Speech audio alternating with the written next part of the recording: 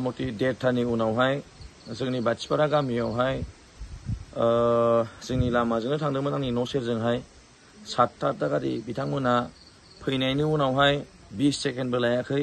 बिथांमोना जयैनो ओंखारनानैहाय जेबायदि अन्थाइ खुबैदों नोंथांमोना नायनो हागोन जोंनि गारियाहाय डेमेज जानायखौहाय जों सानदों जेरै हाग्रामा सारखौहाय दिनै हरावहाय बिथांमोना एटेक खालामदों मैया जोंनि इउथ बिपिएफनि आदा प्रहलाद ब्रह्मखौ बिथांमोना एटेक खालामदों बेबायदिनो आरोबाव खनसेबाव आं सानो इउपिपिएलनि आदामोनहा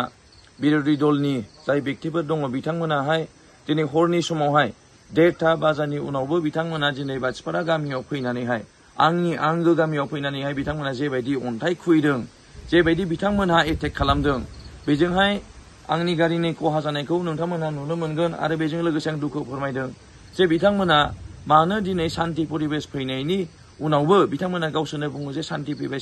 होननानैहाय नाथाय बिथांमोना दिनै भायलेन्सखौ चुज खालामदों ओंखायनो आं दिनैहाय आंनि न'निफ्राय आं दिनैहाय दुखु फोरमायदों जे बिथांमोना बिदि खालामनो नाङामोन हाग्रामा महिलारी सारखौबो दिनै मोनायाव खालामबाय मैया मोनायावबो बिथांमोना आदा प्रहलाद ब्रह्मखौबो खालामबाय आरो फिन खेबसेबाव आरो बिथांमोना